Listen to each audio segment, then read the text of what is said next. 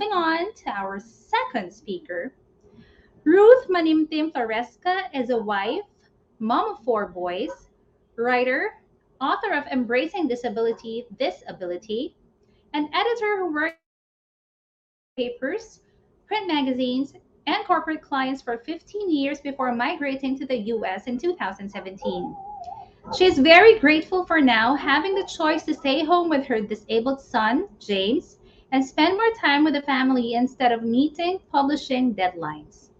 A committed disability advocate and a 2021 Care Fellow at Caring Across Generations, this mom does what she can to encourage and support other families going through the same journey. When inspiration strikes, Ruth still enjoys writing every now and then about various topics she's passionate about. And you can check out her blog. It's mommywrites.blogspot.com. And of course, posting photos on her Instagram pages. A published writer and disability advocate for hashtag Gideon James Journey and a certified Swiftie.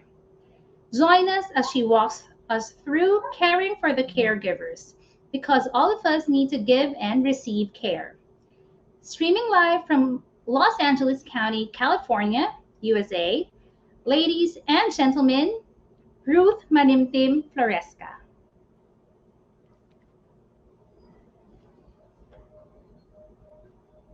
Hello, everyone. Good evening from Los Angeles County, California. My name is Ruth Floresca, wife to my husband Nonoy, and mom to four young men, the third of whom has been diagnosed with cerebral palsy when he was a baby. His name is Gideon James, and he's now 24 years old. I'm the author of Embracing Disability, a book published by CSM Publishing. It's about our journey as a special needs family. I'm also one of the 2021 Care Fellows of Caring Across Generations. It's a movement here in the US composed of all ages and backgrounds that aims to transform the way we care. I have been and continue to be my disabled son's primary caregiver.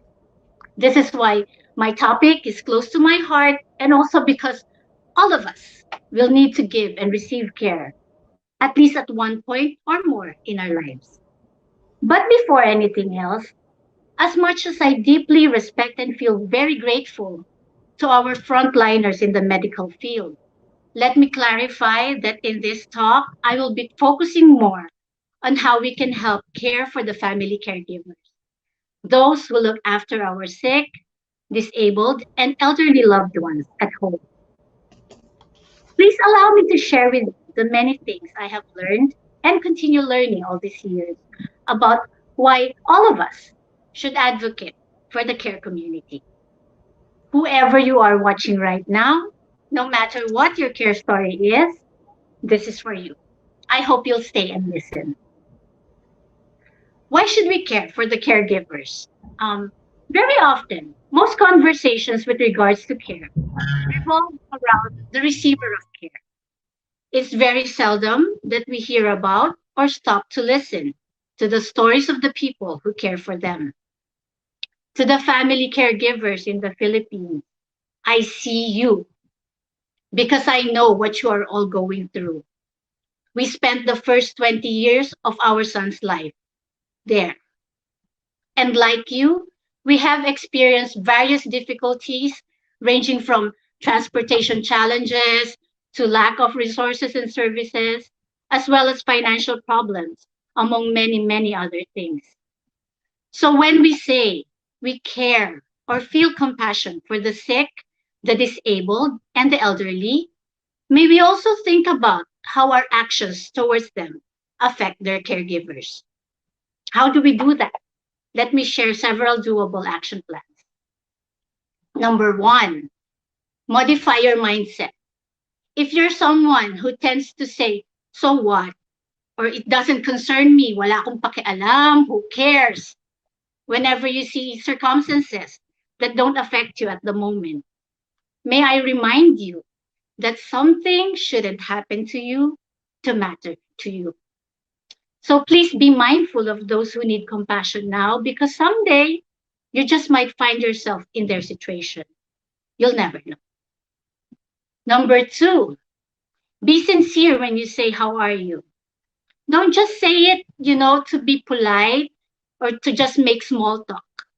Stop and listen for the reply.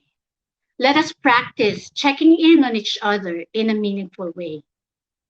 Many times, caregivers like me receive inquiries about how our disabled or elderly loved ones are doing. But it's very seldom that people would specifically ask us about us or without any hidden agenda. I remember sometime last year, during the first month of our weekly care fellowship Zoom meetings, one care fellow asked me how I am doing and coping with the challenges of caregiving. And I found myself crying because I cannot remember anymore the last time somebody has sincerely asked me that question. But on the other side of the spectrum, some years ago, there's this Facebook acquaintance I have who messaged me on Facebook out of the blue to ask, how are you? What are the things your disabled son needs? And I thought he would be offering to help us find resources for those items. But it turned out that he just wanted to invite me to join an MLM/pyramiding scheme para daw I can afford to buy stuff for my son. Nakakainis, no? In-unfriend ko nga yun eh. So, number three, for the families with male and female siblings, let us discard the notion that caregiving is solely the responsibility of women. Cut out that mindset. Ikaw yung babae, ikaw yung mag-alaga kay nanay or kay tatay or sa anak natin. Caregiving should be a shared responsibility between brothers and sisters and between husbands and wives. Number four, once and for all, stop the blame game. If you're a family member who don't have time or can't make time to help take care of your loved one, be careful about criticizing and questioning the decisions made by the caregiver in your family. How many of you heard stories of families where the primary caregiver has been held responsible for an accident or even a messy house? Like, bakit mo tinulugan si nanay? Nahulog tuloy sa kama. And they say that to a person who has been awake for more than 48 hours without any reliever. Or, bakit tambak yung hugasin sa kusina? Hindi ka ba marunong maglinis ng bahay? Why say that to a person who has been cleaning vomit several times every hour and changing diapers several times a day? Or making blenderized food for tube feeding and sleeping for only 4 hours a night, among many other caregiving tasks. Sino yung nakaka-relate? Taas ang kamay? Ang unfair, di ba? And to the person asking, who doesn't have 100% knowledge how things ended up that way, what have you done to prevent it from happening? Also, did you know that there are countries like the US where caregivers can go to jail for disabled and elderly neglect and abuse? In the Philippines, the law is not too strict about these kinds of cases. But you know what's a heavier burden to carry? The guilt tripping of family members who were quick to judge without seeing the bigger picture. Most likely, there are cases where years later after the death of a loved one, there are still caregivers hurting and burdened by guilt because of what family members accuse them of doing. So please, let's not judge. 5, think twice before you give unsolicited, quote-unquote, heartfelt advice. Kasi in the Filipino culture, well-meaning family and friends often like to, give the answers like, do this, do that. Why don't you try this? Instead of just giving plain and simple moral support. Unfortunately, this I'm just trying to help, those attitudes that stems from attempts to fix problems that they don't fully understand. So I would strongly advise any of you who plan, to give that unsolicited advice, to ask yourself before saying anything, is what I'm saying true? Is it helpful? Is it inspiring? Is it necessary? And is it kind? Because one important thing I want everyone to realize is that caregiving is already exhausting physically, mentally, emotionally, spiritually.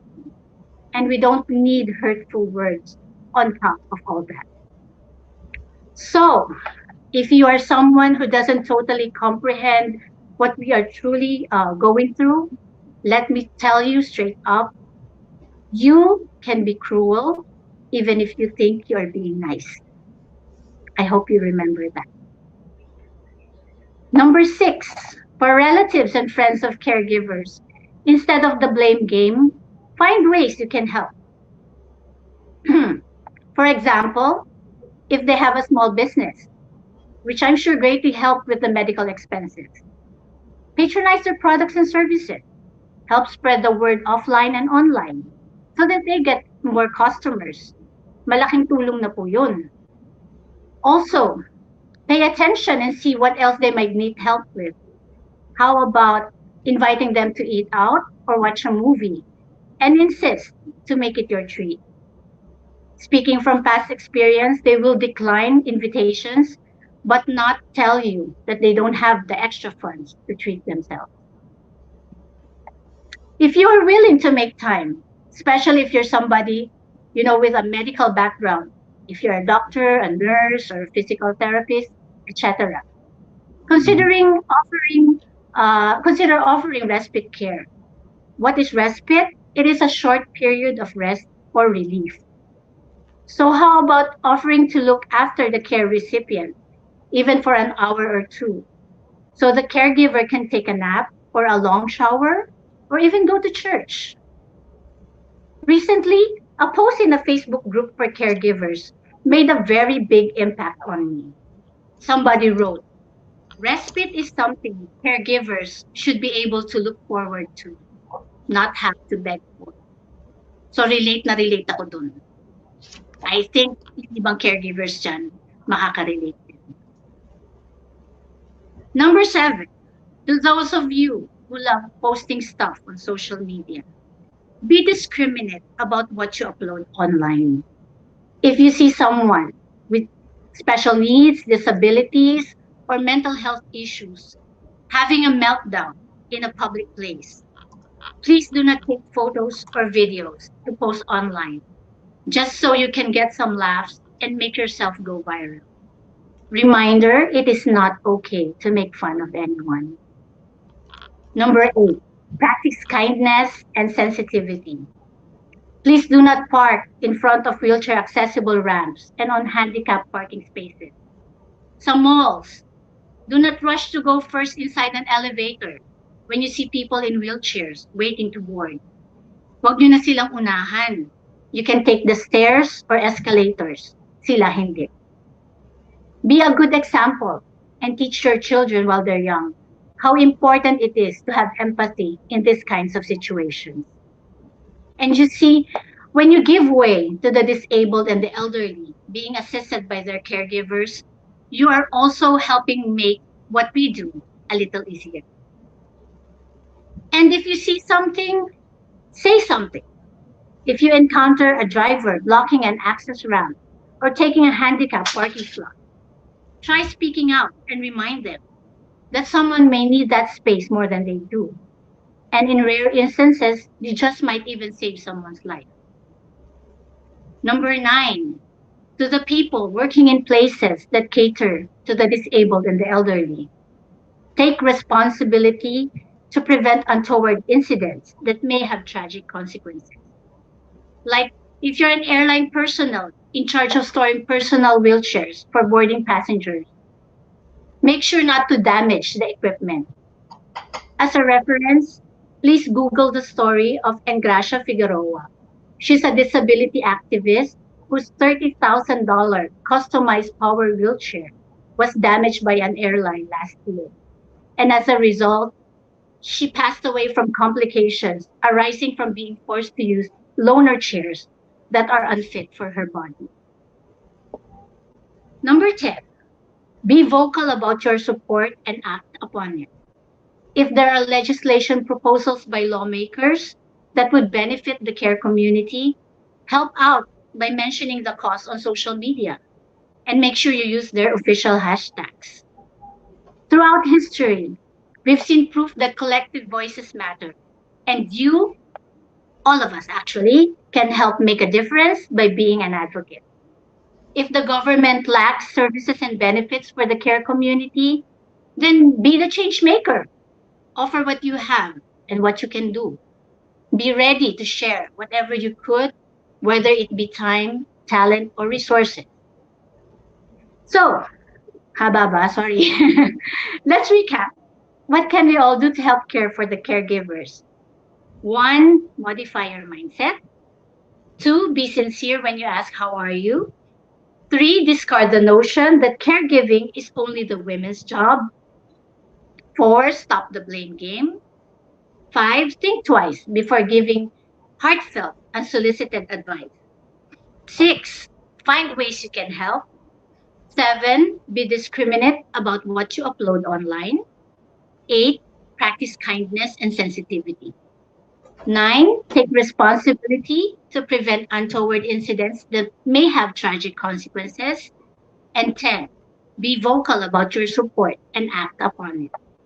I hope after hearing all this, you'll remember that all of us have to work together to see positive changes that will not only affect us now, but more so the future generations. Thank you so much for listening. I pray that you had at least one light bulb moment from the things I shared. Have a good rest of the day, everyone. And please stay tuned to the rest of our speakers who all have very interesting topics. Good night from California.